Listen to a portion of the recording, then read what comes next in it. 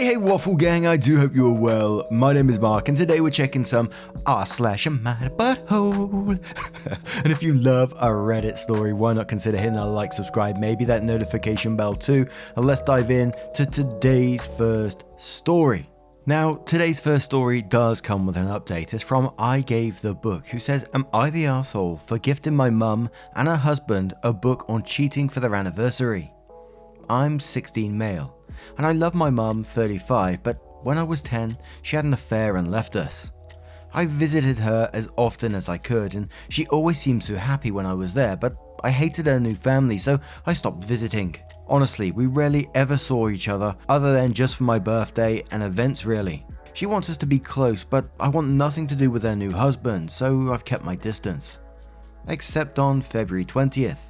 My dad announced he'd be out on business till the 12th, and my grandparents are stuck visiting relatives in Italy, and so I really had nowhere to go, and my mum jumped at the chance to have me stay with her.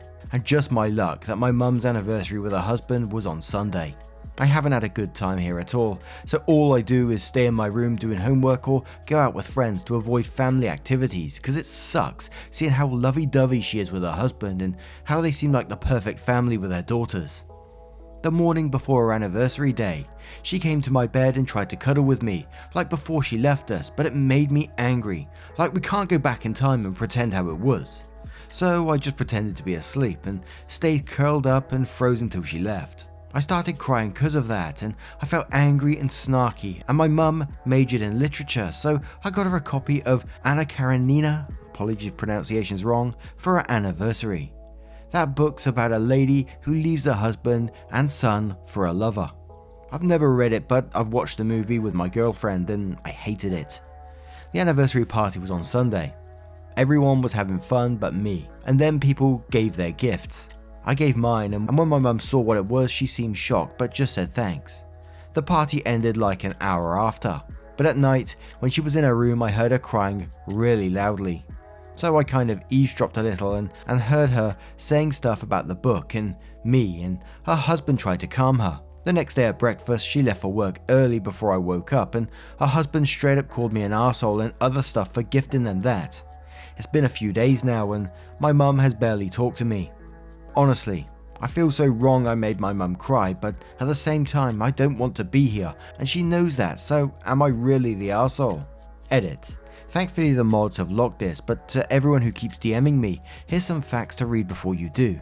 I gave my mum the book to try and get it across to her that I hate being at her house and being around her family, and that it hurts to me to be there because I sympathise with the son from the movie, not because I want a train to run her over. I do not want that to happen to my mum.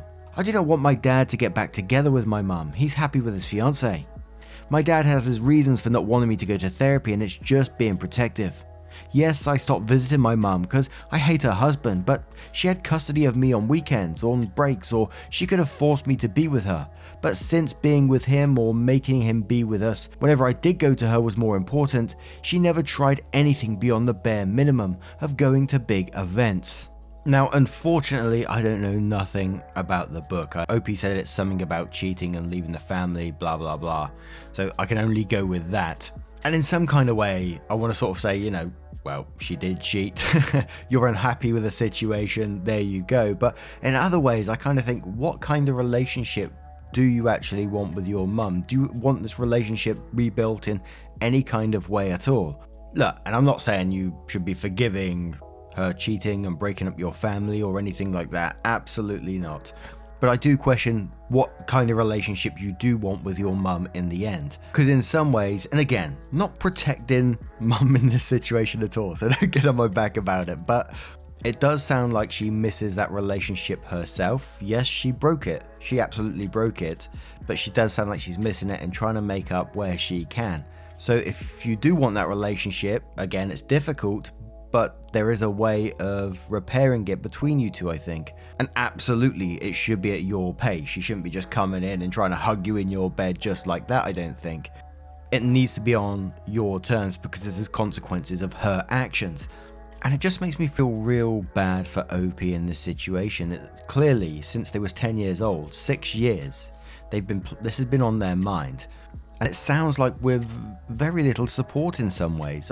I'm only going by the edit there where it said my dad has his reasons for not wanting me to go to therapy and is just being protective. And I don't know what those reasons are, because it sounds like, therapy may help.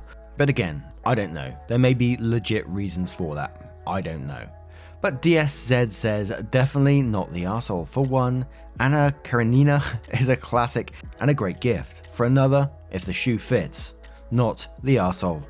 Jammy913 says, not the arsehole. Your mum had to face her past horrible behaviour, and your gift caused her to have to confront the fact that her affair affects you negatively to this day. Her husband needs to stay the fuck out of it. If he says anything else to you, perhaps you should challenge him on it. Oh, so you'd be okay with my mum cheating on you and walking away from you and your kids for a new man? Because that's what your behaviour is telling me. And from the point of view of the kid who has left, I can tell you it has affected me in a negative way ever since it happened. And your crappy attitude is the largest reason why I don't like to visit with my mum. I don't like you, never have, so keep your opinions about me to yourself. Don't let your mum's tears guilt you. Did any of your tears after she left your family ever move her to action? Follow her lead on that. And before we get into the next comment, little spoiler alert just in case you wanted to read that book at any point in the future, or if you're reading it right now. So Dr. Cat PhD says, okay, so I get you are mad, but you do recall that Anna loses absolutely everything because she leaves her family and is torn away from her children because her legal husband refuses to let her see them, which is contrasted against her brother getting away with multiple affairs and not losing his status or children. And then she begins to lose her mind because she thinks her lover no longer wants her, so she kills herself. That's an extremely loaded gift. Did you really mean to imply with it that you hope her life falls apart like that? Now, I don't blame you for being angry, but I think you should ask your dad about therapy. It's clear that you've been holding 6 years worth of pain inside, and that is not good for you. You're poisoning yourself with anger and sadness over what has happened, and if you don't learn how to gently work it out of your system, you will keep hurting yourself and people you do love. I suspect there's still love for your mum in there. It's just that you are sad and hurt that she did this, and it feels like she left you. She did a shitty thing, but I think really wishes she could make it up to you. She's not gone about it the right way, but if you can talk it out with her, you may be able to slowly mend and rebuild a relationship with her. OP, I get your anger and hurt, I really do. But it sounds like your mum wants to make it up to you. She's not a psychic, so maybe you can talk to her one-on-one about how you feel. You guys can start over. And just some added info, there was one comment that mentioned, the dad was abused by the psychologist when he was younger than OP.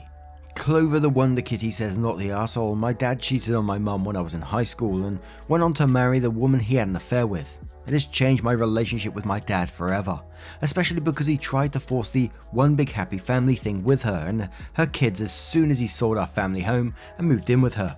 Your mum does not get to force herself back into your life on her terms. The cuddles to make herself feel better and in the process making you feel worse. My dad did the same and it's awful. You are not a teddy bear. She needs to recognize the lasting damage she's done and stop expecting you to fit the role she's assigned you to in her head. And one more from Honey Badger Marmalade, who says, I'm gonna get downvoted like a motherfucker. Everyone sucks here. It sucks when parents divorce, and it really sucks when infidelity is the culprit. She left her marriage and you in an arguably the worst kind of way. And it doesn't sound like anyone bothered with family therapy to help you out. It was also 6 years ago, and it sounds like your mum can't ever do anything to have a relationship with you again. How long are you going to punish her? But again, she punished you when she left like she did. The whole thing just sucks all around. And OP quotes that one and says, I don't want to punish her and I want to have a relationship with her. I just don't want it to be stipulated. I think that's the right word, that I have to be around her husband and daughters too. And I think that's a fair point as well, if mum truly does want to rebuild that relationship, I think OP really needs to explain that to her, that, he doesn't want to be around that family, which I think is fair enough. Now let's move on to the update to find out what happened next. So, update says, posting this now because people keep messaging me about it. The day after I posted, I let my girlfriend read it and she was like, stay with me, dummy. I told my dad and he said I could stay there and sent my girlfriend's mum an email. At my mum's home, I told her, she got really sad but said okay, she'd drive me and sent an email too. I still wanted to talk alone to my mum like people said to. As she drove, I wanted to talk like the school counselor helped me write a letter to read, like some people said to, but I just froze and she drove to a parking lot and started talking. She said a lot of stuff about the book, about still seeing me like I'm her baby, her not actually being happy, and about us, but ended with her saying it's okay for me to hate her for what she did because she hurt me and she'd never push to be my mum again, but if I ever wanted, she'd be there for me. But I don't hate her. I love her, so I started crying really bad. I've never had a breakdown, but I think that's what it was.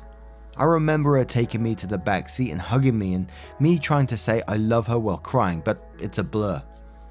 She calmed me down and I told her how I feel and I do want her to be my mum, just I hate her husband and I don't want her trained to hit her. I even told her about when she tried to cuddle and how I feel bad now because that'll never happen again because I'm never going back to her house. She told me she knew I was awake and was mad at her, so I started crying again. She told me it was okay. She's wrong and we talked a lot, but I kept crying, so she got me Advil because my head started hurting. She seemed sad I hate her husband, but got really mad at him when I told her all the mean things he said to me and said she'd never let him get between us again. She said she'd take me to therapy with just her, no matter what Dad says, and to spend more time with me alone. She dropped me off and I felt better since I stayed there until my dad came back. My dad promised never to send me there again and to stay at my girlfriend's if my grandparents stay in Italy. He agreed to let me do family therapy with my mum, but he said he'd ensure it's appropriate. We haven't started it yet, but my mum has kept her promise to spend time with me so far, and it does make me feel happier. I didn't think the last post would blow up like it did, so I hope with this update, you guys don't have to worry much anymore, because I think it's getting better. An incredibly tough situation there, but I'm glad OP did talk about it with his mum in the end, and it sounds like things are moving in the right direction, especially with the therapy points as well. I know Dad did have his reasons for not wanting to go to therapy himself, but I think it is needed in OP's case. And I'm glad that, he agreed to it with OP going with mum. I really can't imagine my family being broken apart like that and having my dad somewhere else, especially when it's to do with an affair as well and having all those feelings around it and resentment too. And at such a young age. This all started when OP was 10 years old. Incredibly tough. Let me know your thoughts on this story and what would you advise to OP in this situation. Let me know your thoughts in the comments below and let's move on to another story.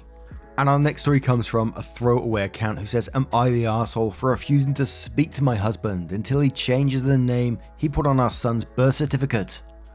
After waiting for 5 years, I finally got pregnant with my son.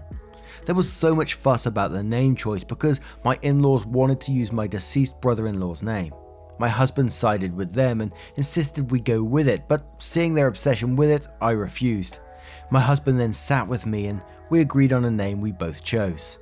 When I was at the hospital, I dealt with some complications and I had to extend my stay since I had to get a blood transfusion as well. My husband handled the paperwork.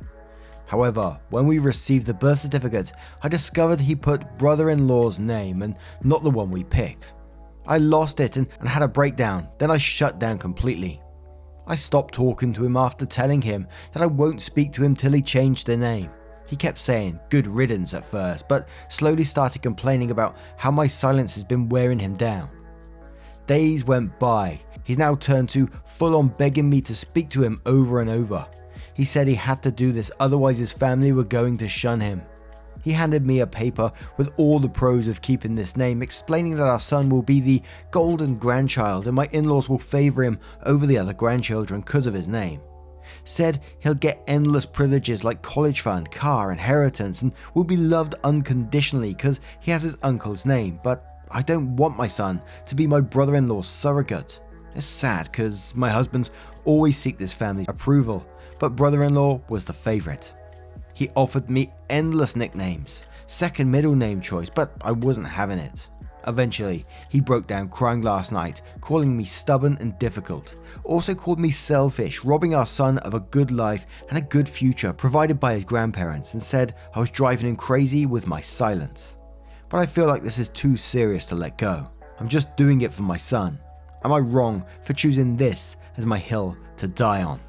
That must be like, from the husband's point of view, again, I'm not backing him up or anything, but it must be like such a weird place to be in that, you know, you think that's a healthy relationship where you accept your family will shun you if you don't take them forcing you into picking a certain name for your own child. And from the family's point of view, that they think that they can choose it and that's their right to do that. That's weird logic, isn't it? It's really strange. Imagine being in like the parent's shoes there and saying to someone, if you don't pick that name, you're at the family. That's just beyond it, isn't it? It's crazy. And to me, you said at the end, is this a hill to die on? It would definitely be a hill to die on for me. This is a boundary that needs to be set immediately. What happens with a relationship is totally up to you, but that name needs to be changed to what you guys decided. Both of you decided originally. And I don't know how the rules work with baby names and stuff like that. Couldn't she get it changed, or does it have to be both of them now? I don't quite understand how that works, and I guess it varies from country to country. But Floppy-Eared Dog says, your husband needs individual therapy to accept that his family conditionally love him and to learn how to assert healthy boundaries. He also needs to learn how to put his wife and son first over his blackmailing family. Not the arsehole, but I'm not sure silent treatment is the solution or very healthy. You both need couples counseling. Also, there must be some legal way you can contest the name on the birth certificate. OP replied to that saying, I don't think he'll ever realize how unhealthy this is. I mean, he's absolutely aware that he's not been as much loved and cared for as his brother, even after his brother's death. Yet he keeps trying to get on their good side and seek their approval in everything. By the way, our financial situation is not pretty good, and so I think this could be a factor as well. Katza Better asks, not the arsehole, if you have more children, how are they going to feel watching their brother be the favourite because of his name? Put a stop to this now. Is there a way for you to change the certificate? Why does your husband have to be the one to change it? OP replies saying, I really haven't thought about this. I mean, I had concern about difference in treatment between him and other grandchildren, but I can't imagine how bad it would be with siblings. You absolutely made a good point. Unknown says, not the arsehole, your son will be the replacement child. It will not stop at a name. You'll be told how to dress him, style his hair, and what his hobbies should be. Depending on what the age of their late son at the time of his passing, there will be a profession pushed on your son. They will attempt to control his personality, etc. OP replies saying, correct, it will not stop at the name, and so this is why I believe that he shouldn't get the name. Judging by my in-laws' obsession with my brother-in-law is quite terrifying and concerning. I just want my son to be his own person and have a normal life. The Truest Repairman says, info. Birth certificates take a little time to arrive, so you both have been calling him the name you agreed upon until you got that letter and learned your husband's deception. My cousin had to change their newborn's name, so have hope. It's definitely doable. Also, it's actually quite sad that your husband seeks their approval so much. The comment you made about his brother being the golden child and him being always overlooked. He clearly was so hindered by that he's scared of it happening to your son. That's what it looks like to me, considering how all of the reasons for the name involve the treatment he'll receive as a result. Never once in there did I read, I love and miss my brother. Honestly, your husband needs to go to counseling over this. Hold out on silence. That hill is worth dying on. OP replies saying, it did take time to arrive and I had no idea that there was a different name put there because it just wouldn't occur to me. As for calling, yes, I used the name we picked, but I didn't notice him call him that. He often used the usual nicknames we hear all the time. Not relates to either name. Now I turn this one to you guys. Would this be the hill that you would die on? How would you deal with this situation? There's many people in the comments on this one as well saying, you know, this would be a deal breaker. They would break up over this. One controversial comment even said that they're both arseholes because they're not compromising at all. I don't really think there's a compromise there personally, but that's what someone said. Anyway, I turn it to you guys. What do you guys make of this situation? Let me know in the comments below. Now, just a huge thank you for spending 20 to 30 minutes with me today, getting involved in the stories. Your love, support and time always means the absolute world to me. Never forget the difference you really do make. And at the end of the video, there's going to be a playlist there that you can click on and it'll scroll through all the stories for you by itself automatically. So if you're doing a bit of chilling out, sleeping. Why not? Walking, whatever you're up to. Don't forget to let me know in the comments, and I will see you in the next one. Take care, guys. Much love. Wake up, get up, stretch my legs, eat some breakfast, milk and eggs, brush my teeth up, wash my face, throw my clothes on, start my day. Wake up, I can smell the smoke from the bacon. Let's go, see the sun shining from the windows. Okay, I know that today